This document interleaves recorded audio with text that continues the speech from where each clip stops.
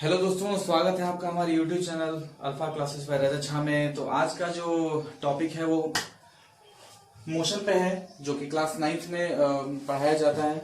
और मोशंस में बच्चों को काफी ज्यादा दिक्कतें आती हैं, तो उसी के लिए हम इस वीडियो को बिल्कुल सिंपल, इस टॉपिक को बिल्कुल सिंपल बनाने के लिए आपके लिए एक वीडियो लाए हैं।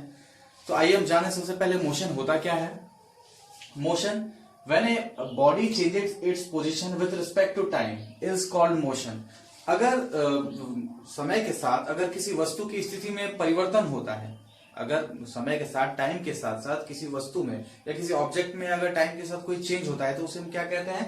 मोशन कहते हैं। जैसे मान लीजिए इसका एग्जांपल है मूविंग बस, रनिंग मैन। अगर जैसे मान लीजिए कोई रुकी हुई चीज है, मान लीजिए अगर कोई चीज रुकी हुई है, मान लीजिए कि एक छोटा सा पत्थर है, ठीक है, वो कहीं पे है तो वो रेस्ट में है, ठीक है, क्योंकि उसके साथ उसमें क्या हो रहा है कि टाइम के साथ कोई चेंज नहीं हो रहा है, ठीक है। अगर मान लीजिए कि अगर उस पे हम इसको हमने थोड़ा सा धक्का दे दिया और ये यहां से होते यहाँ पे चला गया, ठीक है, तो ये क्या कहलाएगा? ये मोशन में कहलाएगा ये पत्थर। क्यों?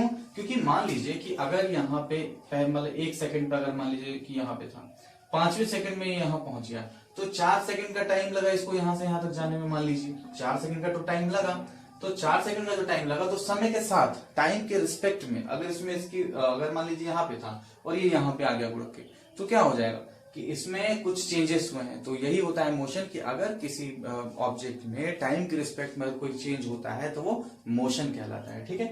देखिए दूसरी चीज यहाँ पे क्या है, दूसरी चीज है यहाँ पे रेस्ट, जिसे हम लोग हिंदी में विरामावस्था कहते हैं, ठीक है। When a body does not change its position with respect to time, अगर समय के साथ किसी भी ऑब्जेक्ट या बॉडी में कोई चेंजेस नहीं होते हैं तो वो क्या कहलाएगा? रेस्ट कहलाएगा, ठीक है, विरामावस्था का। आप देखिए इसमें है टाइप्स ऑफ मोशंस। मोशंस कितने टाइप के होते हैं? वैसे मोशंस तो बहुत सारे होते हैं, लेकिन जनरली हम लोग 4 मोशंस पढ़ते हैं, 4 तरह के मोशंस पढ़ते हैं हम लोग, ठीक है। कौन कौन से? इसको देखिए, पहला है रेक्टिलिनियर मोशन।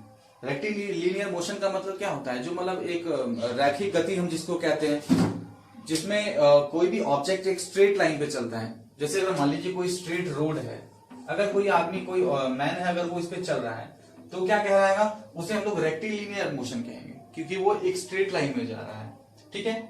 इसमें आपको कोई दिक्कत नहीं होनी चाहिए। दूसरा है कर्वीलिनियर मोशन। कर्वीलिनियर मोशन क्या है? तो कर्वीलिनियर मोशन होता है कि अगर कोई ऑब्जेक्ट एक कर्व पे या किसी सर्किल पे चल रही होती है, कोई ऑब्जेक्ट है जो कि किसी सर्किल पे अगर वो चल रही है तो वो क्या कहलाएगा? वो कर्वीलिनियर मोशन होगा। कर्वीलिनियर जो किसी एक सर्किल पे चलती है, किसी मतलब कर्व पे चलती है, ठीक है, मतलब सर्कल भी हो सकता है, टेढ़ा मेढ़ा रास्ता भी हो सकता है, ठीक है, क्लियर। थर्ड है रोटेटरी मोशन। रोटेटरी मोशन का मतलब क्या होता है कि अगर मान लीजिए कि कोई एक फिक्स पॉइंट मान लीजिए कि अगर कोई फिक्स पॉइंट है, जैसे मान लीजिए कि इसका एक एग्जांपल है motion of earth around the sun. Motion of earth around the sun, मान लीजिए कि एक सन है, ये सन है और ये अर्थ का ऑर्बिट है और इसके चारों तरफ अर्थ जो है सो चक्कर काट रही है, इसके चारों तरफ अर्थ जो है सो चक्कर काट रही है। तो किसी फिक्स पॉइंट के चारों तरफ अगर कोई ऑब्जेक्ट घूमता है ना, तो उसे हम लोग रोटेटरी मोशन कहते हैं, ठीक है। कोई दिक्कत किसी को? अगर मान लीजिए कि अगर किसी, जैसे मान लीजिए कि एग्जांपल इसका एक पंखा भी है, अगर मान लीजिए एक फैन है, फैन का एक फिक्स पॉइंट होता है जहां से वो जुड़ा होता है, ठीक है, और उसी के चारों तरफ फैन जो है सो घूमता रहता है, उसी के चारों तरफ फैन जो है सो नाचता रहता है, घूमता रहता है। तो ये भी क्या हो जाएगा? एक रोटेटरी मोशन हो जाएगा, वो रोटेट कर रहा है, रोटेशन में है वो, ठीक है, ठीक है। फोर्थ देखिए ऑसिलेटरी मोशन। ऑसिलेटरी मोशन का मतलब होता है कि पेंडुलम ऑफ क्लॉक, ठीक है।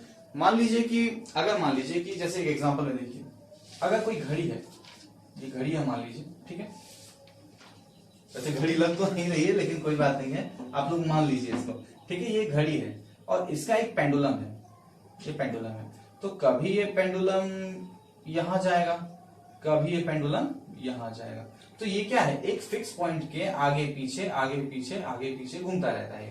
तो ये जो घूमना होता है इसका, यही इसका ऑसिलेटरी मोशन होता है, ठीक है, ऑसिलेटरी मोशन, ठीक है।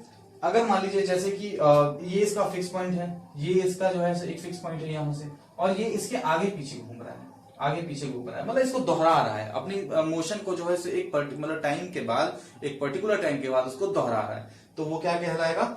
ऑसिलेटरी मोशन कहलाएगा। ओके, ठीक है, तो हम आगे नेक्स्ट देखते हैं क्या है इसका। ठीक है, नेक्स्ट जो टॉपिक है वो है स्केलर और वेक्टर। ठीक है, देखिए नेक्स्ट स्केलर और वेक्टर क्या होता है वो हम जरा देखते हैं।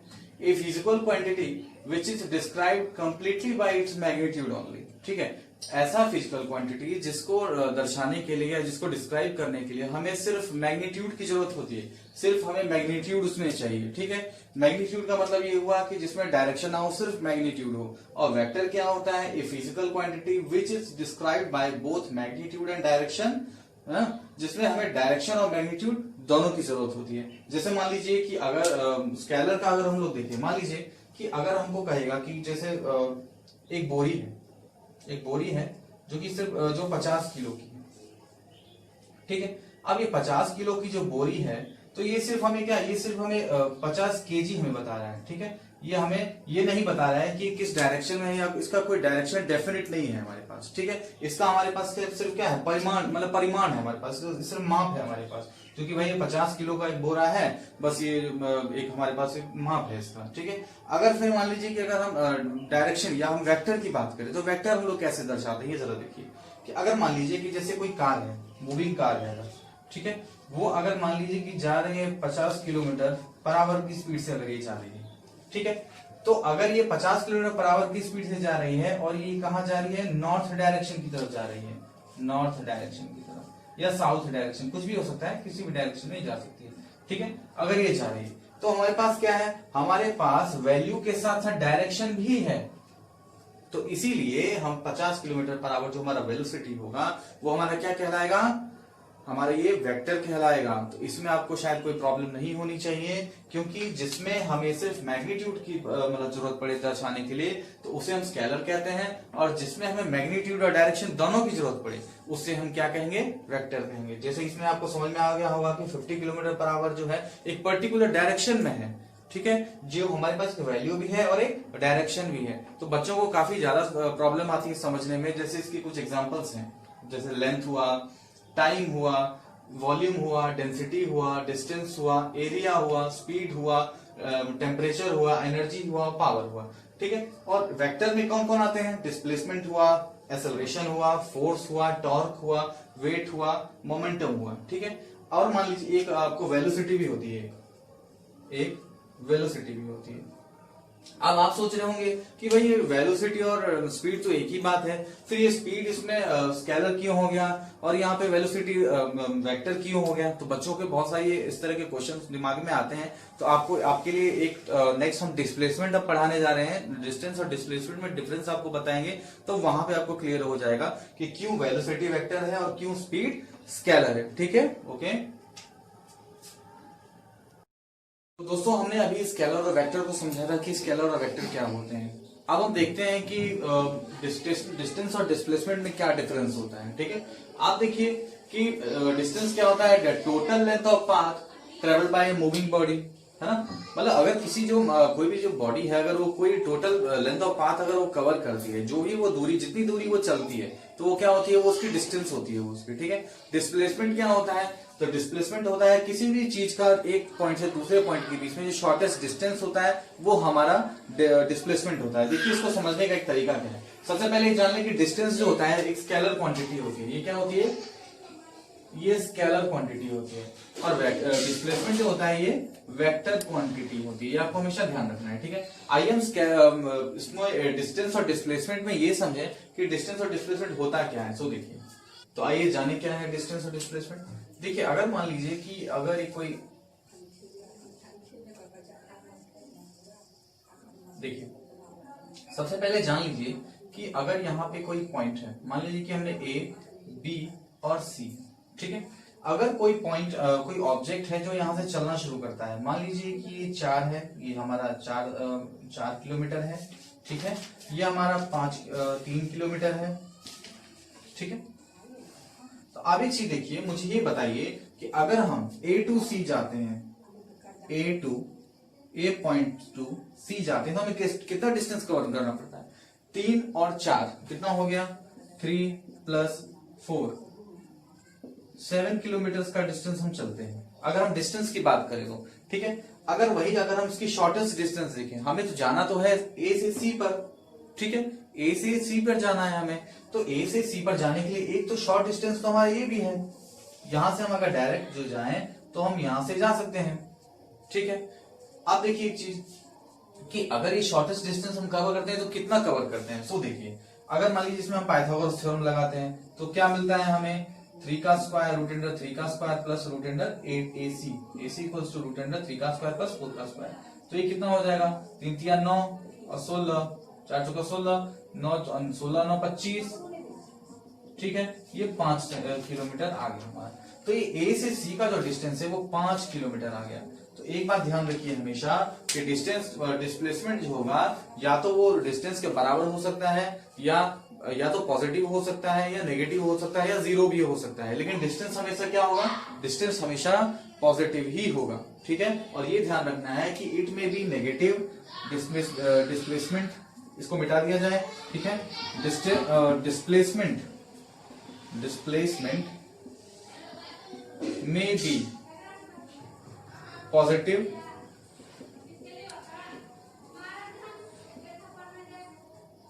पॉजिटिव वैल्यू हो सकती है, नेगेटिव वैल्यू हो सकती है और ये जीरो भी हो सकता है। अब ये देखिए कि इनके केसेस क्या होते हैं, पॉजिटिव होने के, नेगेटिव होने के और जीरो होने के केसेस क्या होते हैं। तो अब मुझे नहीं लगता कि डिस्टेंस और डिस्प्लेसमेंट आपको कोई दिक्कत हुई होगी कि ये जो होता है किसी पर्टिकुलर डायरेक्शन में। अच्छा ये देखिए जी कि ए से सी से कहां जा रहा है, किसी पर्टिकुलर डायरेक्शन में जा रहा है, ठीक है, लेकिन यहाँ पे क्या उसका डायरेक्शन चेंज हो रहा है, मतलब डायरेक्शन इसका जो है सो कभी नॉर्थ जा रहा होगा, मान लीजिए कभी साउथ जा रहा है तो कभी ईस्ट जा रहा है, ठीक है। तो हमारा कोई पर्टिकुलर डायरेक्शन नहीं है, लेकिन यहाँ से इसका कोई पर्टिकुलर डायरेक्शन है। मान लीजिए कि हमारा जा रहा है आपको साउथ वेस्ट की तरफ, साउथ ईस्ट की तरफ जा रहा है, तो इसका एक पर्टिकुलर डायरेक्शन हो गया। इसलिए डिस्प्लेसमेंट जो होता है सो वेक्टर क्वांटिटी होता है और डिस्टेंस जो होता है वो स्केलर क्वांटिटी होता है। तो ठीक है, आइए हम देखें इसके कुछ केसेस को हम देखते हैं। देखिए अब हम जानते हैं कि कुछ इसके केसेस को स्टडी हम करेंगे, ठीक है। मान लीजिए कि अगर ये एक ग्राउंड है, ये ग्राउंड है, ठीक है, यहां से हमने एक बॉल को उछाला, यहां से एक बॉल को हमने उछाला तो ये ऊपर गया, ठीक है, यहां से फिर वापस नीचे तो आएगा, ठीक है, ये नीचे आएगा। अब यहां पे एक चीज ये देखिए कि देखिए अगर मान लीजिए यहां से यहां तक इसका जो पीक पॉइंट है, इसको अगर हम ले लेते हैं, आपको एच ले लेते हैं, इसको हमने ले लिया, एच ले लिया हमने, ठीक है, ये एच ले लिया। यहां से यहां तक का भी जो पॉइंट होगा वो भी तो उतना ही डिस्टेंस कवर करेगा, यहां से यहां तक जो डिस्टेंस होगा यहां से यहां तक भी उतना ही डिस्टेंस होगा, ठीक है। आप एक चीज देखिए कि अगर हम यहाँ पे डिस्टेंस की बात करें, डिस्टेंस यहाँ पे क्या हो जाएगा, डिस्टेंस जो होगा यहाँ पे वो होगा, देखिए यहाँ पे डिस्टेंस जो होगा h और h 2h हो जाएगा, टोटल डिस्टेंस होता है। मैंने आपको क्या बताया था कि टोटल मतलब जो पाथ कवर होता है किसी बॉडी के द्वारा, जो टोटल पाथ कवर किया जाता है तो वो क्या कहलाता है, डिस्टेंस कहलाता है। h और h 2h हो जाएगा। अब अगर यहाँ पे डिस्प्लेसमेंट की बात करें तो देखिए अगर मान लीजिए कि यहाँ पे ये पॉइंट हम x मान लेते हैं, ठीक है, ये पॉइंट x है, तो यहाँ से पॉइंट A है और ये पॉइंट B है, तो पॉइंट A से x पर जाने के लिए डिस्प्लेसमेंट अगर पॉइंट A टू x, अगर A टू हम x जाते हैं तो वो क्या हो जाएगा, -h हो जाएगा। अगर ये बात ध्यान रखिए कि अपवर्ड डायरेक्शन में हमेशा डिस्प्लेसमेंट क्या होगा, नेगेटिव होगा, ये बात ध्यान रखिए हमेशा, ठीक है। इन अपवर्ड डायरेक्शन में लिख देता हूं, in upward direction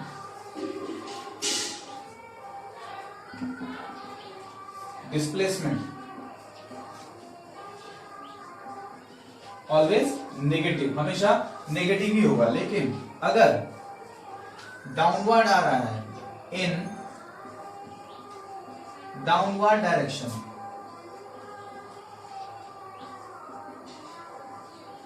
in downward direction displacement क्या होगा, पॉजिटिव होगा। ये बात ध्यान रखिए कि अगर जब वो ऊपर की तरफ जाएगा तो डिस्प्लेसमेंट नेगेटिव होगा और वही ऑब्जेक्ट अगर फिर नीचे की तरफ आएगा तो डिस्प्लेसमेंट क्या हो जाएगा, पॉजिटिव होगा। अब एक चीज देखिए, अगर टोटल डिस्प्लेसमेंट की बात करें हम लोग, टोटल डिस्प्लेसमेंट तो हमने देखा था 2h हो गया था, टोटल डिस्प्लेसमेंट अगर देखेंगे तो ये क्या हो जाएगा, h प्लस माइनस h, क्या हो जाएगा, plus minus minus h minus h equals to 0। तो अब हमने देखा कि अगर कोई भी जो ऑब्जेक्ट होगा अगर वो घूम फिर के उसी टाइप उसी जगह पे वापस अगर आ गया है तो उसका डिस्प्लेसमेंट क्या होगा, 0 हो जाएगा। ठीक है, यही केस देखते हैं हम लोग सर्कुलर डिस्प्लेसमेंट में। अगर सर्कुलर पाथ अगर होगा तो क्या होगा, देखिए अब एक चीज देखिए, अगर मान लीजिए लीनियर पाथ है, लीनियर पाथ के केस में क्या होगा, देखिए अगर मान लीजिए कि A टू B है, ये पॉइंट A टू B है, इसके बीच का डिस्टेंस है 5 किलोमीटर मान लीजिए। ठीक है, 5 किलोमीटर है, इसको मिटा दिया जाए। देखिए अब अगर ये लीनियर पाथ होगा, अगर पाथ लीनियर हो, पाथ लीनियर, तो उस केस में क्या होगा, अगर मान लीजिए कि A टू B अगर कोई आदमी जा रहा है तो उसका डिस्टेंस मान लो A से B तक गया, तो A टू B डिस्टेंस क्या होगा, A टू डिस्टेंस 5 किलोमीटर होगा। फिर अगर A से B पे जाना है और B से फिर वापस A पे जा रहा है तो क्या होगा, टोटल डिस्टेंस क्या होगा, टोटल डिस्टेंस क्या होगा, 5 गया और 5 आया, 5 5 10 हो गया। ठीक है, 5 10 किलोमीटर हो गया। अगर फिर देखिए यहाँ पे हो रही है सब डिस्टेंस की बात, ये हो रही है हमारे डिस्टेंस की बात हो रही है। अगर भाई डिस्प्लेसमेंट की बात होगी, अगर डिस्प्लेसमेंट की बात होगी तो क्या होगा, देखिए 5 किलोमीटर गया A टू B, जो हमारा डिस्प्लेसमेंट है वो क्या हो जाएगा, 5 किलोमीटर हो जाएगा। ठीक है, अगर वो कहेगा कि A टू B और B टू A वापस आया है, ठीक है, A to B and again on A, अगर वापस वो A पे आ गया, A पे अगर वो वापस आ गया, घूम के वापस आ गया है तो क्या होगा, 5, और जो मतलब 5 आया और 5 गया और 5 आया, तो उसमें से 5 जो हमारा होगा माइनस हो जाएगा। क्योंकि क्या होता है, मतलब एक तरफ गया और वापस आया तो उसी पॉइंट पर, याद रखिए, याद रखने का एक तरीका बता देता हूं आपको मैं, कि किसी पॉइंट पे गया, किसी पॉइंट से चला, वो दूसरे पॉइंट पे पहुंचा और वापस से उसी पॉइंट पर अगर वो रिटर्न आ गया है तो वहां का डिस्प्लेसमेंट हमेशा 0 होगा। ठीक है, तो इसीलिए यहाँ का जो डिस्प्लेस मतलब A टू B और B to A, again B to A, तो डिस्प्लेसमेंट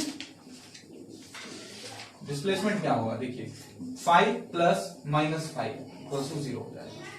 ठीक है, यहां तक आपको कोई डाउट नहीं होना चाहिए। तो ये बात ध्यान रखिए कि मतलब डिस्टेंस होगा और हमारा क्या होता है, वो हमेशा पॉजिटिव ही रहता है, लेकिन डिस्प्लेसमेंट क्या हो सकता है, पॉजिटिव भी हो सकता है, नेगेटिव भी हो सकता है, 0 भी हो सकता है। तो आइए आगे के पॉइंट्स को हम लोग डिस्कस कर लें। देखिए दोस्तों, ये था हमारा एक लीनियर के केस में था। अब अगर हमारा कर्व होगा in circular case, in circular case में क्या होगा, सो देखिए अगर मान लीजिए कोई सर्कल है, ठीक है, ये सर्कल है, ठीक है, अब देखिए कि इसमें हमारा मान लीजिए रेडियस है, ठीक है, तो हम लोग डिस्टेंस कैसे निकालते हैं, डिस्टेंस तो हम लोग जानते हैं कि टोटल लेंथ ऑफ पाथ होता है, तो टोटल लेंथ ऑफ पाथ तो हमारा पेरीमीटर भी होगा पूरा, इसका सर्कल का जो पेरीमीटर होगा वही तुम्हारा पूरा डिस्टेंस हो जाएगा। ठीक है, अगर मान लीजिए इसका रेडियस हमने रख लिया 7, ठीक है, तो उसका पेरीमीटर टोटल क्या हो जाएगा, डिस्टेंस क्या हो जाएगा, देखिए डिस्टेंस हो जाएगा हमारा 2 पाई आर हो जाएगा, क्योंकि हम जानते हैं कि जो पेरीमीटर होता है वो मतलब सर्कल का जो पेरीमीटर होगा वही उसका क्या होगा, टोटल लेंथ ऑफ पाथ होगा, जो कि डिस्टेंस होता है। ठीक है, तो इसलिए डिस्टेंस बराबर 2 पाई आर हमने कर दिया। ठीक है, आप देखिए कि 2 इंटू पाई का वैल्यू हम बैठा देते हैं 22/7, आपको पता ही होगा, इंटू रेडियस हमारा 7 है। ठीक है, 7 से 7 कैंसिल हो गया, होगा 44, मतलब 44 मीटर है, मान लीजिए 44 मीटर हो गया। ठीक है, तो टोटल लेंथ ऑफ पाथ हमारा क्या हो गया, 44 मीटर। अगर वही हम डिस्प्लेसमेंट की बात करेंगे तो हमारा डिस्टेंस हुआ। अगर हम डिस्प्लेसमेंट की बात करें तो क्या होगा, मान लीजिए कि ये यहां से चलना शुरू हुआ और वापस इसी पॉइंट पे आके रुक गया। ठीक है, तो अगर ये डिस्टेंस का केस होता तो 44 सेंटीमीटर हो जाता, 44 मीटर होता। लेकिन अगर डिस्प्लेसमेंट में अगर ये इसी पॉइंट से आया और ये वहां वापस से आके उसी पॉइंट पर रुक गया, तो यहाँ पे डिस्प्लेसमेंट क्या होगा हमारा, 0 हो जाएगा। जो कि मैंने आपको भी बताया था कि अगर किसी पॉइंट से शुरुआत करे और वापस उसी पॉइंट पे आ जाए, मतलब बिल्कुल सिंपल सी भाषा में आप समझिए कि जिस पॉइंट से शुरू किया वापस उसी पे आ गया, तो वो क्या हो जाएगा, वहां पे डिस्प्लेसमेंट हमारा 0 हो जाएगा। तो ये है आपका सर्कुलर केस। इस पे कुछ आपको न्यूमेरिकल्स आते हैं, जहां पे जो मैंने ये टॉपिक्स जो मैंने आपको ये केसेस बताए हैं, ये वहां पे आपको न्यूमेरिकल्स को सॉल्व करने में बहुत ही ज्यादा मदद करेंगे आपको। तो दोस्तों आज का टॉपिक यहीं तक, और नेक्स्ट टॉपिक में हम लोग मतलब मोशंस के जो यूनिफॉर्म मोशन है, एक्सेलरेशन है, इन सब के कुछ टॉपिक्स पढ़ेंगे और इनसे रिलेटेड कुछ न्यूमेरिकल्स भी हम अगले टॉपिक में करेंगे। तो दोस्तों अगर आपने मेरे चैनल को सब्सक्राइब नहीं किया है तो इसे सब्सक्राइब जरूर करें, और अगर ये वीडियो आपको अच्छा लगा हो तो इसे लाइक जरूर करें, और जो भी ये टॉपिक मैंने आपको पढ़ाया है इसे जरूर एक बार घर पे देखें और इसे जरूर पढ़ें, आपको निश्चित रूप से समझ में आएगा। Thank you very much, have a good day.